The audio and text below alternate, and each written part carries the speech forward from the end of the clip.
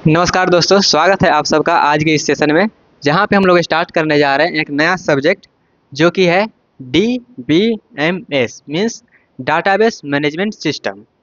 ये जो है कंप्यूटर साइंस इंजीनियरिंग का एक कोर सब्जेक्ट माना जाता है।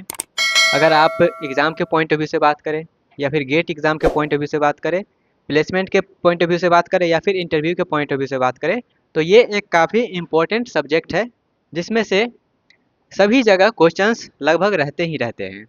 तो इसको जो है एक इम्पोर्टेंट सब्जेक्ट मान के आप लोग स्टार्ट कर सकते हैं। तो चलिए आज के इस पहले सेशन में हम लोग देखेंगे कि इस सीरीज में जो हम लोग स्टार्ट करे हैं डाटाबेस मैनेजमेंट सिस्टम का, इसमें हमारा सिलेबस क्या रहने वाला है, ये किन किन स्टूडेंट के लिए होने वाला है और इस सेशन में इस सीरीज में आपको क्या चीज़ मिलेगा।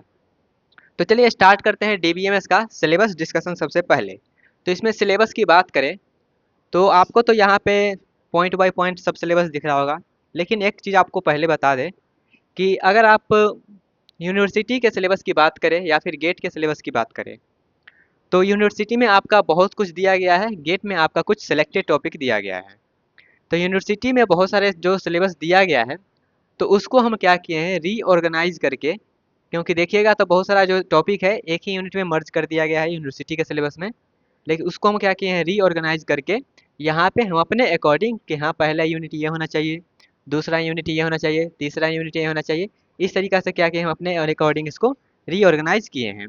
तो यहाँ पे हम आपको ये भी बता देंगे कि गेट में क्या कौन सा टॉपिक है और यूनिवर्सिटी में आपका तो सब है ही।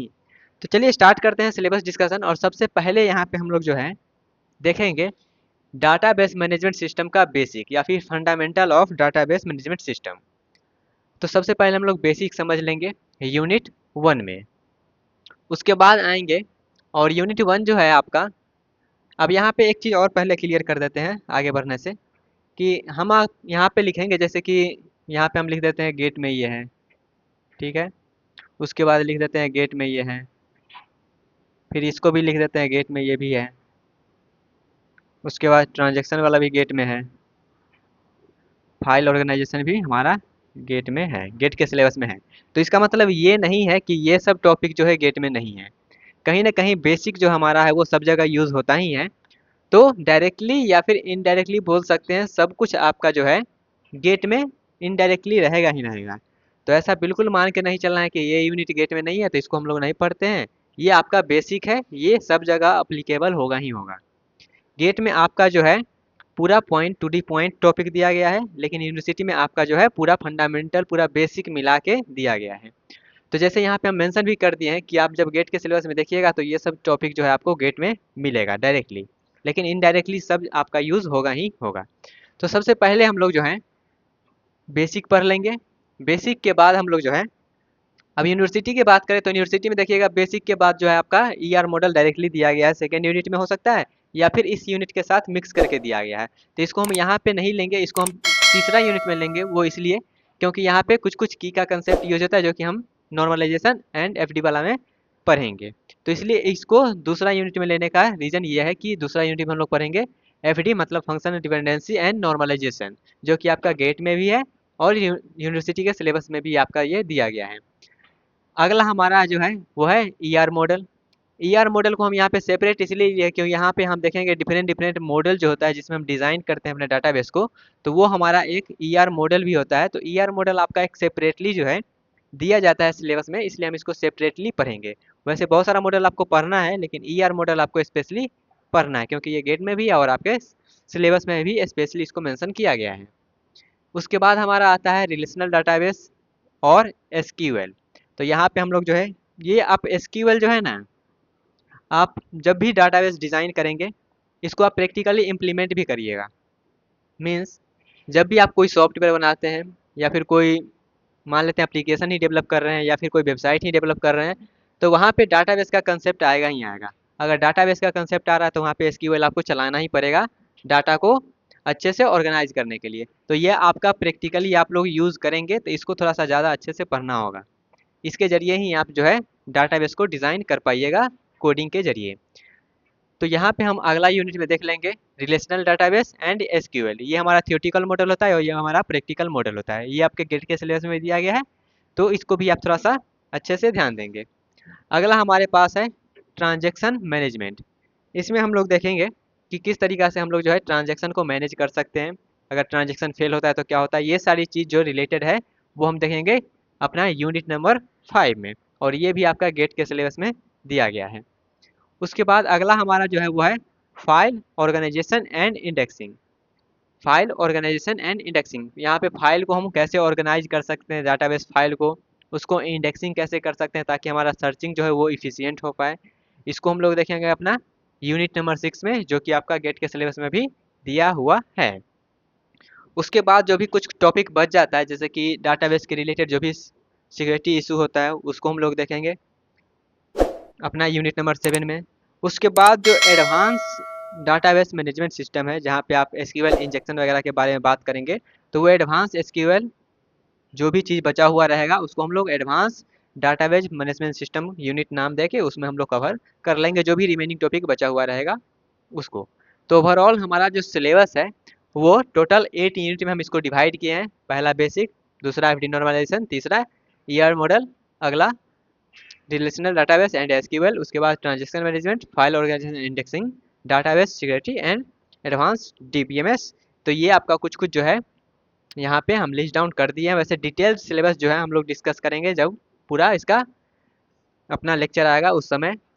तो यहाँ पे टोटल 8 यूनिट है। ओवरऑल आपको आइडिया लग गया होगा कि यूनिवर्सिटी में तो आपका सब कुछ है, ऐसा नहीं कुछ आपका यूनिवर्सिटी में नहीं होगा, सब कुछ आपका यूनिवर्सिटी में होगा। कोई भी यूनिवर्सिटी का सिलेबस देखिएगा, हमने जो है जितना भी यूनिवर्सिटी का सिलेबस अभी तक देखे हैं उसमें लगभग सारा टॉपिक है ही। उसके बाद गेट की बात करें तो यहाँ पे गेट में मेंशन कर ही दिए हैं कि कौन सा इसको जो है गेट में डायरेक्टली पूछा जाता है और कौन सा टॉपिक है उसमें।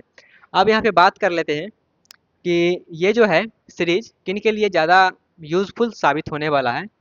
तो सबसे पहले जो भी यूनिवर्सिटी वाले स्टूडेंट हैं जिनके भी सिलेबस में डीबीएमएस नाम का टॉपिक है, सिलेबस है, सब्जेक्ट है, उनके लिए ये जो है इम्पोर्टेंट होने वाला है। तो इसको हम जो है यूनिवर्सिटी एग्ज़ाम के पॉइंट ऑफ व्यू से लेके चलेंगे। उसके बाद जो भी प्लेसमेंट की तैयारी करते होंगे उनके लिए ये एसक्यूएल वगैरह इंपॉर्टेंट होने वाला है। जो भी इंटरव्यू का तैयारी करेंगे उनके लिए भी ये इंपॉर्टेंट होने वाला है, क्योंकि बेसिक तो इंटरव्यू में पूछा ही पूछा जाता है। उसके बाद अगला हमारा जो है यहाँ पे हम गेट और सेमेस्टर को कॉमन लेके चलेंगे। अब कहिएगा सर यहाँ पे तो सेमेस्टर के आप पहले बोल दिए हैं कि सेमेस्टर के लिए हम पढ़ाएंगे और गेट का यहाँ पे बोल रहे हैं। तो गेट का जो भी PYQs है, PYQs इन द सेंस जैसे मान लेते हैं हम पढ़ रहे हैं एफडी एंड नॉर्मलाइजेशन पढ़ रहे हैं, तो यहाँ पे ऐसा तो है नहीं कि सिर्फ यूनिवर्सिटी में ही क्वेश्चन आया होगा, गेट में भी क्वेश्चन आया ही होगा। तो गेट का जो भी PYQs है उस टॉपिक के रिलेटेड उस टॉपिक को हम यहाँ पे करेंगे और साथ में उसका PYQs भी करेंगे। तो यहाँ पे हमारा जो है ओवरऑल कुछ कुछ पोर्शन जो है गेट का भी कंप्लीट होते चलेगा। उसके बाद सेमेस्टर का तो हम लोग करेंगे ही करेंगे इन डिटेल, जहाँ पे आपको पूरा पूरा थ्योरी ही लिखना पड़ता है। तो यूनिवर्सिटी स्टूडेंट के लिए या फिर प्लेसमेंट इंटरव्यू का तैयारी कर रहे हैं उनके लिए, या फिर गेट का तैयारी कर रहे हैं लेकिन चाहते हैं गेट का तैयारी हम अगर सेमेस्टर का भी तैयारी कर रहे हैं तो हमको थोड़ा सा गेट का भी फ्लेवर मिल जाए, तो उनके लिए भी ये इंपॉर्टेंट होने वाला है। अब थोड़ा सा बात कर लेते हैं कि इस सीरीज में यहाँ पे हमारा जो चलेगा डीबीएमएस का पूरा सीरीज, इनमें आपको क्या चीज़ मिलने वाला है। तो सबसे पहले जो भी यहाँ पे सिलेबस लिखे हैं इसका तो आपको मिलेगा ही, रिकॉर्डेड लेक्चर मिल जाएगा। उसके बाद आपको कंप्लीट नोट्स मिलेगा। कंप्लीट नोट्स कहने का मतलब ये है कि जैसे हम यहाँ पे जो भी व्हाइट बोर्ड पे लिखेंगे या फिर जो भी अपने लैपटॉप पे करेंगे, जो भी नोटपैड के साथ करेंगे, वहाँ पे आपका जो भी नोट्स वगैरह होगा सब कुछ आपको जो है पूरा इन डिटेल PDF उसका मिल जाएगा। तो टेंशन लेने की बात नहीं है कि हम लोग जो कर रहे हैं उसका नोट्स नहीं मिले, नोट्स आपको प्रॉपर मिल जाएगा। उसके बाद गेट के PYQs का लिस्ट भी आपको मिल जाएगा ताकि आप जो है उसको चाहे तो तैयारी कर सकते हैं। तो आपको गेट का PYQs का पूरा जो है DBMS का जो भी PYQs आया है अब तक उसका आपको जो है पूरा का पूरा लिस्ट मिल जाएगा, सॉल्व लिस्ट मिल जाएगा, ताकि आप जो है उसको अच्छे से प्रिपेयर कर पाएँ। तो ओवरऑल यहाँ पे हमने डिस्कस कर लिया है कि डाटाबेस मैनेजमेंट सिस्टम में आपका सिलेबस क्या रहने वाला है। तो सिलेबस यहाँ पे लिस्ट डाउन कर दिए हैं।